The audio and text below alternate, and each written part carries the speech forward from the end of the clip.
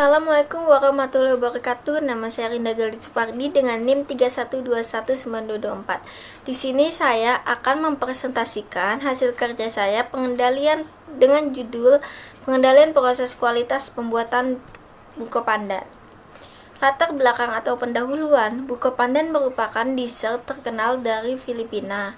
Hidangan penutup ini biasanya disajikan di segala jenis pesta atau acara di Filipina. Arti buko pandan sendiri yaitu kelapa muda dan daun pandan. Es ini memiliki tekstur yang krim dengan nuansa warna hijau karena campuran daun pandan. Rasanya tidak perlu diragukan lagi, cocok untuk menyegarkan tenggorokan Anda ketika cuaca panas melanda. Hidangan penutup ini terbuat dari gabungan kelapa muda, susu kental, manis, dan mutiara sagu. Nama buko pandan mungkin masih asing di telinga masyarakat Indonesia. Kini buko pandan populer di beberapa daerah Sumatera. Buko pandan tradisional menggunakan daun pandan asli sebagai perasa agar lebih praktis, tetapi bisa diganti dengan perisai pandan. Kamu perlu membuat tebusan 3 lembar daun pandan dalam 2 gelas jika ingin menggunakan daun pandan. Pembahasan buko pandan.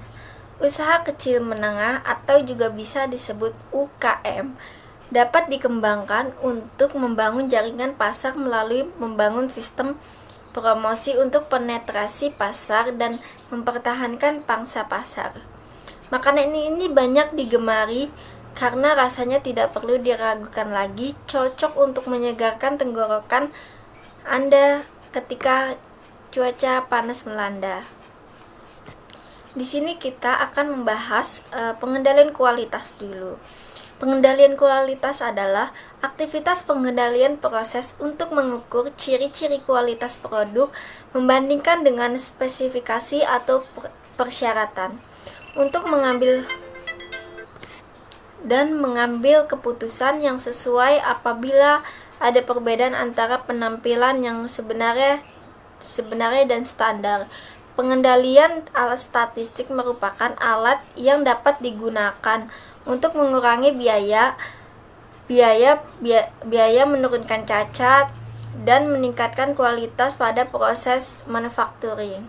Aktivitas pengendalian kualitas meliputi 3 bagian. Yang pertama, pengamatan terhadap performasi produk atau proses. Yang kedua, membandingkan performasi yang ditampilkan dengan standar yang berlaku. Yang ketiga, mengambil tindakan apabila dapat menyimpang. Selanjutnya, pentingnya kualitas strategi bisnis itu ada 5. Meningkatkan kesadaran konsumen akan kualitas penampilan kualitas, karena kualitas itu penting banget. Kayak penampilan itu dilihat dari para konsumen tuh kayak agar tertarik kalau kemasannya pun bagus gitu, maksudnya unik gitu. Terus yang kedua, kemampuan produk. Ketiga, peningkatan tekanan biaya pada tenaga kerja, energi, dan bahan baku. Keempat, persaingan yang semakin intensif. Kelima, kemajuan yang pesat dalam produktivitas melalui program keteknikan kualitas yang efektif.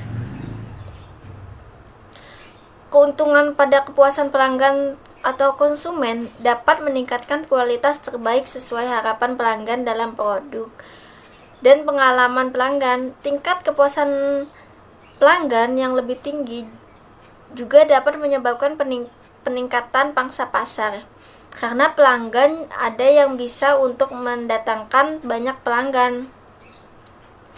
Jadi ketika misalkan seseorang si konsumen membeli produk kita, si A contohnya, dan dia membeli itu dengan bawa temannya nih, terus dia makan bareng tuh, contohnya ya, makan bareng. Nah terus dia bilang, ini enak loh rasanya, terus kayak harganya murah, terjangkau lah, maksudnya kualitasnya pun oke gitu bisa dibilang. Nah, terus pembeli si temen si Ani ikut beli. Nah, jadi dari situ pelanggan juga bisa mendatangkan banyak pelanggan, maksudnya mendatangkan pelanggan lain untuk membeli produk kita tersebut. Meningkatkan keunggulan pelanggan yang puas terhadap produk cenderung untuk membeli kembali. Produk kepuasan merupakan faktor kunci bagi konsumen dalam melakukan pembelian ulang. Jadi pembeli konsumen itu setelah membeli produk kita, dia cocok dengan merasa puas dengan produk kita itu, dia membeli kembali atau membeli ulangnya. Berbisnis merupakan salah satu usaha yang tidak dapat dipastikan karena dalam berbisnis akan mengalami pasang naik atau turun tingkat penjualan. Dan berbisnis harus berani tekad yang kuat karena bisnis siap menerima resiko dampak merugikan bagi usaha. Jenis resiko berbisnis yaitu resiko strategis, resiko kepatuhan, resiko operasional, resiko finansial, resiko reputasional. Untuk memulai suatu bisnis diperlukan suatu proses yang panjang. Langkah-langkah yang dapat kita lakukan yaitu yang pertama, produk punya nilai jual. Yang kedua, modal usaha. Yang ketiga, kemasan, bikin semenarik mungkin, seunik mungkin agar konsumen tertarik dengan produk apa yang kita pasarkan. Keempat, harga. Sesuaikan harga dengan produk yang kita pasarkan agar konsumen pun merasai kepuasan dengan harga terjangkau, tetapi kita memiliki untung juga. Lokasi yang strategik untuk pembeli atau konsumen dapat membelinya dengan lokasi-lokasi yang gampang atau tertentu agar konsumen pun mudah untuk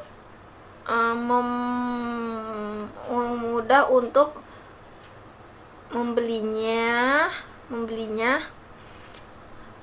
Terus izin usaha itu perlu banget, yang itu izin usaha. Terus jangan lupa promosi, konsisten apa yang dipromosikan itu agar konsumen pun tertarik. Terus konsumen pun jangan lupa desain promosi agar konsumen tertarik dengan produk apa yang kita pasarkan. Itu penting banget karena promosi yang hanya foto doang langsung dimasukkan ke Instastory biasanya lebih sedikit minat pembeli karena tidak ada ketertarikan konsumen untuk membeli produk tersebut. Yang perlu diperhatikan dalam pembuatan proses buko pandan ini harus sesuai takaran agar rasanya tidak terlalu manis atau tidak manis atau tidak berlebihan rasanya, jadi tidak merasa enak gitu. Terus dari segi takaran itu harus pas, sangat perlu banget gitu. Terus resiko buko pandan pun memiliki kedaluarsa batasnya 3 hari. Buko pandan 3 hari batas waktunya. Buko pandan memiliki kesulitan mencari daun pandan karena langkanya daun pandan. Dan sebagai penjual, kita mengetahui kesulitan mencari daun pandan. Daun pandan dijual dengan kisaran harga mulai dari 16.000 sampai 20.000 sesuai dengan ukurannya. Semakin ukuran membesar, harga pun semakin tinggi. Buko pandan pun memiliki banyak di kalangan penjual yang menjual buko pandan.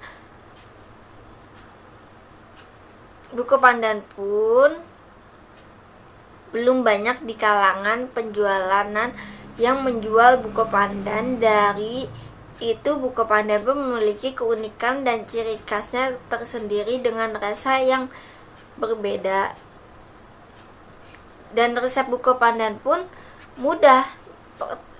Kelapa muda, susu kental manis, susu evaporasi, krim, terus gelatin bubuk, air, perisai pandan, vanila, mutiara sagu.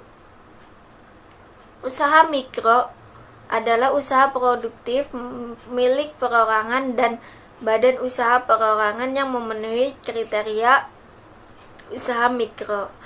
Kedua, usaha kecil adalah usaha ekonomi produktif yang berdiri sendiri. Ketiga, siap menerima risiko. Keempat, dapat mengeluarkan ide-ide yang baru kreatif. Jadi kesimpulan yang saya dapat ini, menjalankan suatu usaha harus siap menerima resiko pada usahanya, tekun melakukannya, tidak mudah menyerah, karena dalam dunia berbisnis akan mengalami pasang surut naik tingkat penjualanan. Karena berbisnis siap menerima dampak resiko dalam jangka waktu panjang atau ke depan. Saran dari saya yang dapat saya ambil sebagai pengusaha UKM, dapat memberikan ide inovatif yang baru, dapat memberikan kualitas produk, mengeluarkan kemasan yang baru, dan menciptakan keunikan ciri khas agar penjualan semakin meningkat penghasilannya. Dan konsumen dapat merasakan progres atau perubahan produk, konsisten mempromosikan produk ke media sosial, dapat memilih tempat untuk berjualan yang strategik untuk para konsumen. Sekian dari presentasi saya. Mohon maaf bila ada perkataan yang kurang tepat atau salahnya. Mohon dimaafkan. Wassalamualaikum warahmatullahi wabarakatuh.